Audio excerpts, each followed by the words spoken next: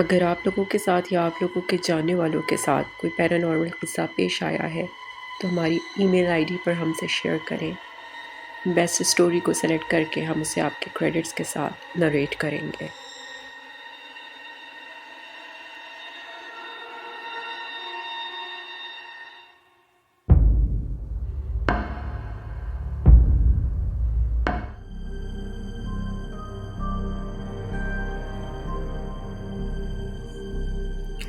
یہ ایک سچا واقعہ ہے۔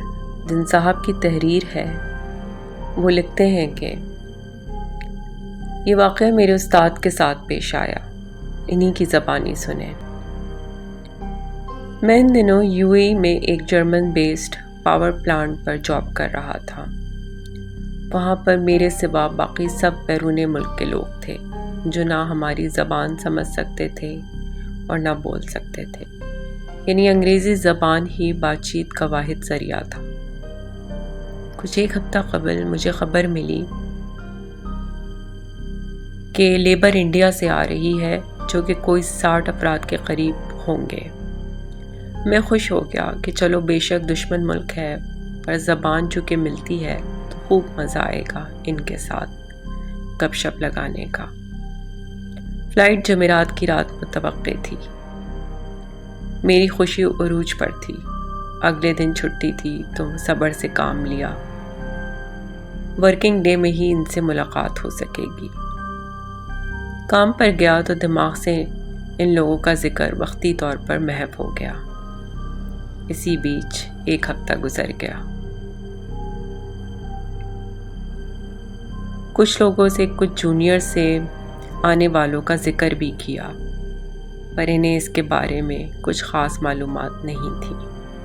بس اتنا پتہ چل پایا کہ انہیں سمندر میں واقع ایک جزیرے میں عارضی لیبر کیمپ میں ٹھہرایا جاتا تھا۔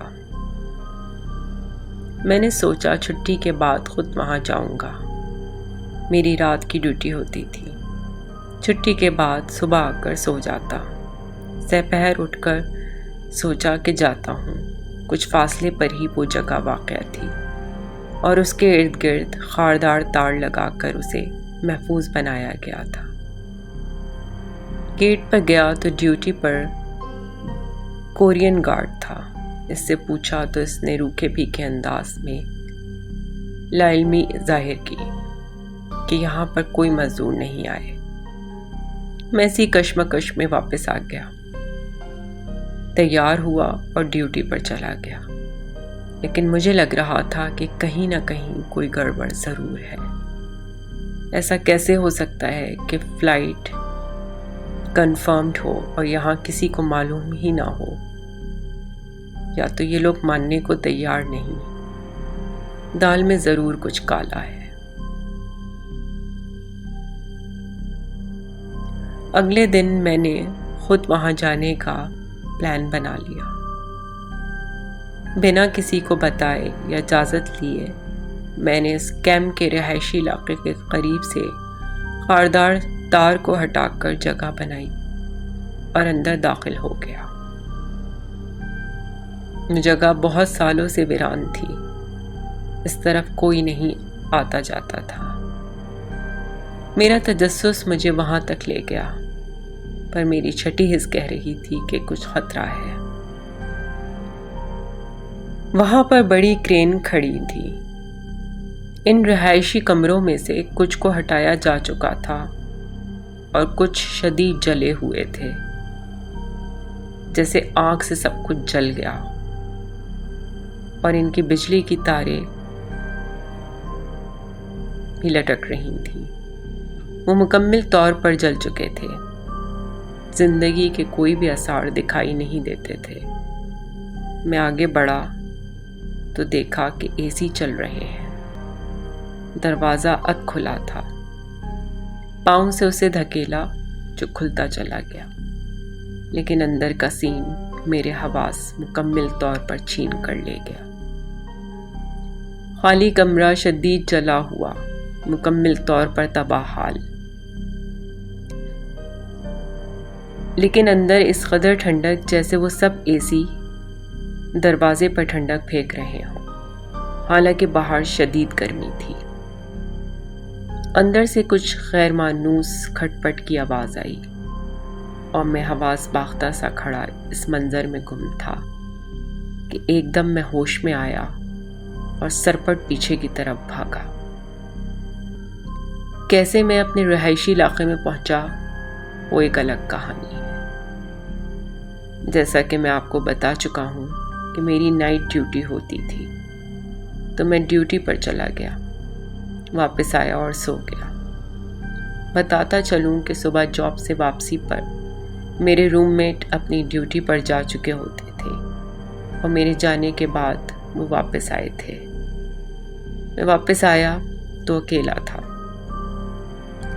کمرے میں سو گیا تو عجیب سی آواز آئی، جیسے کوئی کچھ گھسیٹ رہا ہو، اور ساتھ ٹک ٹک کی سی آواز آئی۔ وہ ایسا وقت ہوتا تھا کہ یا تو اس ایریا میں ہوتا تھا یا پھر صفائی والے آتے تھے۔ صفائی والوں کا وقت نہیں تھا، لیکن میں سونے کی کوشش کرتا رہا۔ سوچا قریب ہی کوئی کام نہ ہو رہا ہو۔ باقی رہائشی کمرے اس احاطے کے دوسرے اینڈ پر تھے اور ورکنگ سائٹ اسی علاقے سے بہت فاصلے پر تھی۔ آخر جب سپہر تک ان آوازوں میں آہ اور کرہانے کی آواز بھی شامل ہوئی تو میں نے آنکھیں کھولی، سائڈ ٹیبل کی لائٹ آن کی۔ سامنے کارنر میں میرا ورکنگ ٹیبل پڑا تھا، اس پر جامنی شلوار سوٹ میں ملبوس کوئی شخص بیٹھا تھا۔ میں ایک دم حیران ہوا کہ میرا کوئی بھی روم میٹ شلوار قمیض نہیں پہنتا اور نہ ہی صفائی والوں کا یونیفارم ایسا ہے۔ سیکیورٹی اتنی سخت ہے کہ کوئی باہر کا بندہ ادھر نہیں آ سکتا، تو یہ کون ہے؟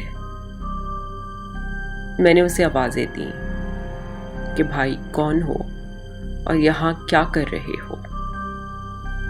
اس نے میری طرف توجہ نہ دی۔ میں بیڈ سے اٹھا اور اس کی طرف بڑھا۔ جا کر میں نے اسے قریب سے پکارا کہ کون ہو، کیوں کرا رہے ہو؟ اس نے میری طرف پھر بھی نہ دیکھا۔ آخر کار تنگ آ کر میں نے اس کے کندھے پر ہاتھ رکھ کر اسے ہلایا اور اس کی وہاں موجودگی کی وجہ پوچھی۔ میرے ہاتھ کو یوں لگا جیسے میں نے اسے برف کی سل پر رکھ دیا ہے، اور اس نے جیسے ہی میری طرف گردن گھمائی، یا اللہ، میری آنکھیں پھٹی کی پھٹی رہ گئیں۔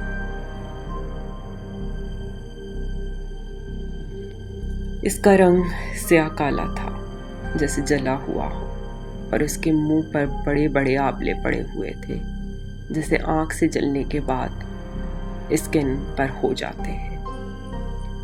جیسے ہی اس نے منہ گھمایا، میں نے سرپٹ باہر کی طرف دوڑ لگا دی۔ سیکیورٹی کو زور زور سے آوازیں دی کہ دیکھو میرے کمرے میں کوئی ہے۔ میں جہاں کھڑا سیکیورٹی کو بلا رہا تھا، وہ جگہ ٹھیک میرے روم کے سامنے تھی۔ میری آنکھوں کے سامنے ہی کوئی باہر یا اندر آ جا سکتا تھا۔ دوسری طرف صرف کھڑکیاں تھیں جو مستقل لاک تھیں، تو وہاں سے کسی کے آنے جانے کا امکان نہیں تھا۔ جیسے ہی میں سیکیورٹی کو لے کر کمرے میں داخل ہوا تو وہاں کوئی بھی نہیں تھا۔ انہوں نے پورے کمرے اور ملحقہ جگہوں کی تلاشی لے ڈالی، پر وہاں کسی زیرو کا وجود تک نہیں تھا۔ سیکیورٹی والے میری طرف پرتشویش نظروں سے دیکھنے لگے، جیسے انہیں میری ذہنی حالت پر شک ہو۔ میں نے ان کا شکریہ ادا کیا، وہ واپس چلے گئے۔ میں پریشان سا واپس اپنے کمرے میں آیا، ادھر ادھر دیکھا اور اپنا وہم سمجھ کر سر جھٹکا اور شام کی ڈیوٹی کے لیے تیار ہونے لگا۔ اگلی صبح میرا حوصلہ نہیں ہو رہا تھا کہ اکیلا اس کمرے میں سوؤں، لیکن اس کے سوا چارہ نہیں تھا۔ خیر لیٹ گیا۔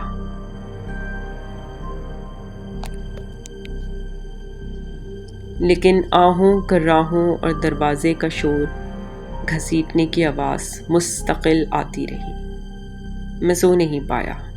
اس شام میں جاب پر جانے کے بجائے اپنے جرمن چیف سیکیورٹی افسر سے ملنے چلا گیا اور اس سے اس فلائٹ اور مزدوروں کے بارے میں دوبارہ پوچھا۔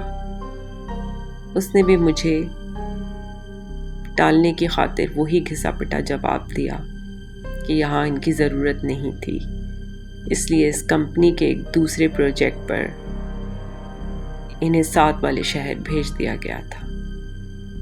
لیکن جب میں نے اسے اپنے کمرے میں پیش آنے والے واقعے کے بارے میں بتایا تو وہ کچھ سیریس ہوا۔ اس نے کہا کہ تمہارا وہم ہے اور کچھ نہیں۔ اس نے میرے لیے کافی منگوائی اور پورا 1 گھنٹہ مجھے اس بات پر برین واش کرتا رہا کہ ایسا کچھ بھی حقیقت میں نہیں ہوتا، محض ہمارے وہم ہیں جو کسی بھی سٹریس یا ٹینشن کی حالت میں ہمارے سامنے آ جاتے ہیں۔ لیکن اس نے ایک مہربانی کی کہ مجھے اسی کمپاؤنڈ کے دوسرے اینڈ پر موجود روم میں شفٹ کر دیا۔ میں بھی کچھ مطمئن ہو گیا۔ ایک رات بھی سکون سے نہ گزری وہاں پر بھی وہی سب ایکٹیویٹی شروع ہو گئی۔ الماریوں کے پٹ خود بخود بند ہونا، باہر کا دروازہ لاک ہونے کے باوجود اس کا خود بخود کھل جانا، گھسیٹنے کی آوازیں، پھر میرے جسم پر بھی اثر ہونے لگا۔ آخر تھک ہار کر پھر سے چیف کے پاس گیا، اسے تمام معاملہ سنایا۔ اسے بھی کچھ پریشانی لاحق ہوئی جب میں نے اسے بتایا کہ میں خود اس کیمپ کو وزٹ کر چکا ہوں اور اسی دن سے میرے ساتھ یہ سارے واقعات پیش آ رہے ہیں۔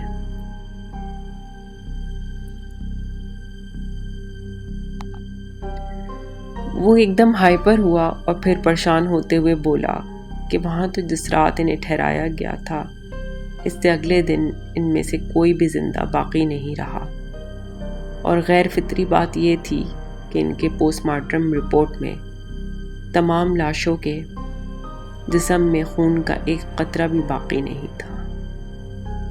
اس کے علاوہ کوئی وجہ معلوم نہ ہو پائی۔